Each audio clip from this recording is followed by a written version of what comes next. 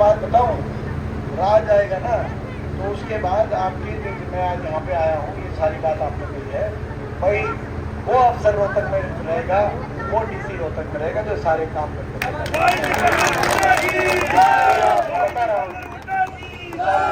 देखो पिछली बार धीरे धीरे काम होता है। पिछली बार पल्लीपुरम का फाटला का बाईपास, पुल, ये सारी चीजें, अब ये यहाँ का नंबर है इसका, तो ये हो गया। तो अब मैं इसमें भाई एक बात तो भाई दोबारा से पूछना चाहता हूँ, मैं पूछा था मगर ये बीच में डिस्टर्ब कर दिया भाई, इस बार चुप हो गए तो नहीं, मैं आप सबसे पूछता हूँ क्योंकि मैं लड़ाई लड़ रहा हूँ और मैं इनके निशाने पर हूँ। 10 साल से तानाशाही ताकतों से एकला लगा हुआ हूँ देश की संसद में, अकेला विपक्ष का सांसद रहा। तो अब ये भाई ये जो हरियाणा के भविष्य को बचाने की इस लड़ाई में, बाबा साहब के संविधान को बचाने की इस लड़ाई में और रोहतक के विकास की इस लड़ाई में, बाबा साहब के संविधान के तो नजदीक भी बीजेपी को नहीं लगने देंगे, तोड़ेंगे तो हम बीजेपी के घमंड को तोड़ेंगे। मैं आज आपको तो मैं समझता हूँ तानाशाही और लोकतंत्र में कहीं ना कहीं संविधान को बदलने की कोशिश है आपके सामने। तो लड़ाई हरियाणा के भविष्य को बचाने की भी लड़ाई है, ये लड़ाई संविधान को बचाने की भी लड़ाई है, और ये लड़ाई रोहतक के विकास की भी लड़ाई है। रोहतक के विकास को आगे लेके जाने की लड़ाई है। बड़ी मुश्किल से रोहतक को आगे हमने बढ़ाया था, लेकिन 10 साल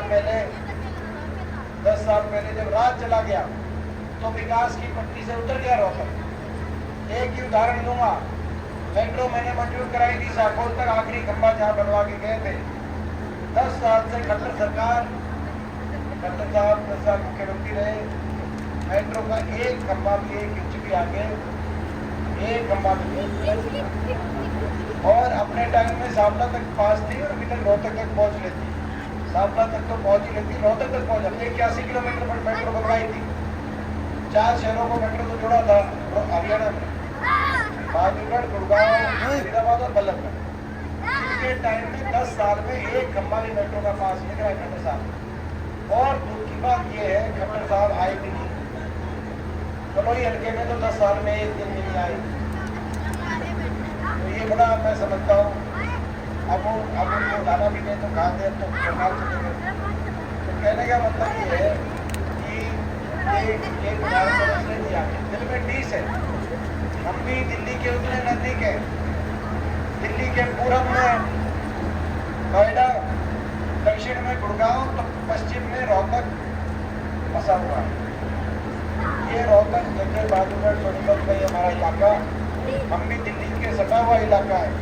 यहाँ भी उसी रूप से विकास हो, इसकी शुरुआत करी थी सूबा सरकार में।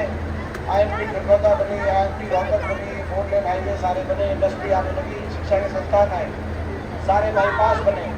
साफला का बाईपास बना, बहादुरगढ़ का बाईपास उस समय बना, रोहतक का बाईपास बना, उस समय महन का बाईपास बनवाया हमने, कलानौर का बनवाया, उसी समय झज्जर का बाईपास बनाया, और पुल बने। ये जो सारे साफला का विचार, ये साफला वाला पुल हो, बहादुरगढ़ वाला पुल हो, रोहतक के पुल हो। दुख की बात यह है कि ये नहीं कि मेट्रो का एक खंबा आगे नहीं बढ़ा, कि 10 साल में ना तो एक नया बाईपास बना, दूसरा नहीं तो साफला का इस तरफ का भी आपका निकाल देते जो आप यहाँ पे आज आपको दिक्कत होती है। ना एक नया पुल बना, ना एक कॉलेज बना, ना अस्पताल बना, बीजेपी का दफ्तर जरूर बना रहे। तो ये उन्होंने उनको अपना मान पत्र होना दिखाया। और ये भाई ये सारी बात है। तो भाई मैं ये कहना चाहता हूँ कि भाई बीजेपी के तो नारे भी दे रही है बीजेपी, वो अपने लिए दे रही है। 75 पार का नारा दिया था हरियाणा में, उसमें ये नहीं था कि 75 पार क्या, तब 75 पार बीजेपी कहते हैं। अब कह रही 400 पार, ये नहीं कि 400 पार क्या, वो कह रही 400 पार बीजेपी के। हमारे इनके नारे अपने लिए, हमारे नारे लोगों के लिए, ये बीजेपी के लिए 400 पार, और हम कह रहे हैं मेट्रो जाएगी रोहतक पार। बीजेपी कहेगी 400 पार,